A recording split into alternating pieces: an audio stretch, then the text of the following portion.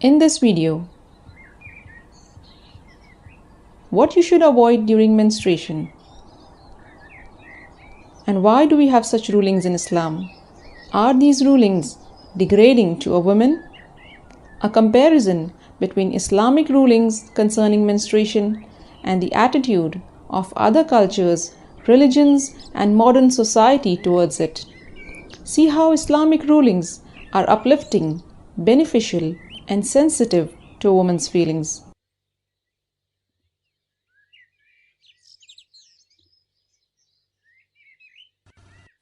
I get asked about menstruation and how it affects the rulings of prayer and fasting quite a bit.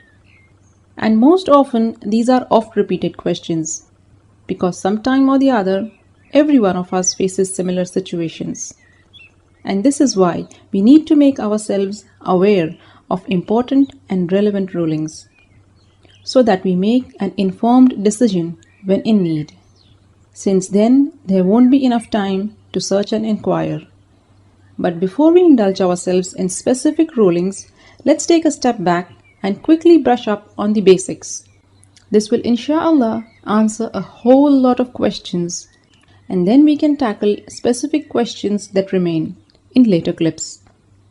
So let's get started. A normal monthly flow usually lasts about 3 to 5 days. And of course, it can vary from woman to woman and even last up to 7 days, 10 days, or even more, depending on the age, weight, environment, and other factors. And during these days, you are excused from fasting and prayer. Islam has prohibited the husband to join with his menstruating wife during these days. Apart from that, touching, fondling, embracing, everything is permissible. What you should also avoid is tawaf and staying in the masjid. But you can sit in a place that is attached to the masjid. There's nothing wrong with that. If there is a need, you may pass through, like going from door to door or collecting something from the masjid. Once, Allah's Messenger asked Aisha to fetch him a prayer mat from the masjid. She hesitated because of the monthly cycle. Upon this, Allah's Messenger remarked, "Menstruation is not in your hand." Personally, this remark of Allah's Messenger gives me great peace of mind and serenity to my heart, because this is a grand proof of the fact that Islam does not consider us women as impure, such that if we were to step inside the masjid, we will pollute it, which in fact is the main idea behind many strong restrictions in various other religions for the prohibition of menstruating women entering sacred places. Sadly enough, there is a tendency amongst secular awareness groups to club Islamic rulings along with those of other cultures and religions, rulings which are indeed degrading to the women. But if we take a deeper look, it will become apparent that the Islamic rulings, they are a mercy from Allah, where women are excused from fasting and praying. This is lessening the burden of obligations, since menstruation itself brings enough hardships for us to bear. All these rulings are for hygiene purposes and health benefits, as we now know with the advancement of science that during these days a woman's reproductive system is quite sensitive and vulnerable, and hence more susceptible to infections. Islam has thus forbidden the husband to join with her. This is unlike what is found in other cultures. Menstruation was and still is a cause of discrimination against women. In some rural areas of Nepal and also Kenya, they have menstrual huts that women have to stay in during that time of the month. This unnecessary and inconvenient practice is not found in villages alone. Even in cities, in various Hindu societies, she is isolated from her husband and family during these days.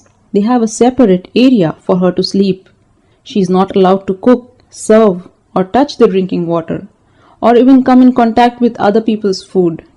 It is thought that everything a woman touches in this state would rot or become unclean and polluted.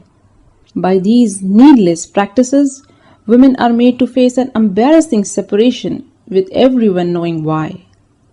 She suffers seclusion once every month, or almost a quarter of her life. Whereas in Islam, there is no such restriction at all. Al-Mu'mineen Aisha radiallahu ta'ala anha narrates, I would drink when I was menstruating, then I would hand over the vessel to the Prophet, and he would drink from where I drank. I would eat from a bone when I was menstruating, then hand it over to the Prophet, and he would eat from the same place.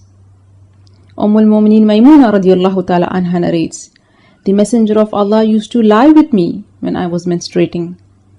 Such relaxed attitude, because Islam sees the monthly cycle as a natural biological process. When Allah's Messenger found Aisha radiallahu ta'ala anha weeping because of the monthly cycle during Hajj, he consoled her.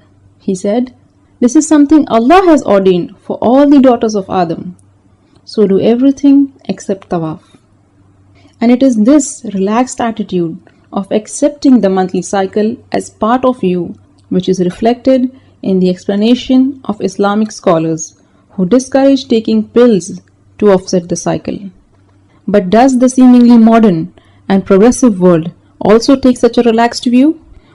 Whilst primitive cultures may see menstruation as a curse, modern attitudes towards menstruation are not too progressive as well, when they see it as a hurdle in being socially accepted and a problem that needs to be dealt with, thus generating a huge demand for products that make menstruation totally invisible. And these include a wide range of menstrual suppression pills, medications, and antidepressants. Cultural, modern, or Islamic?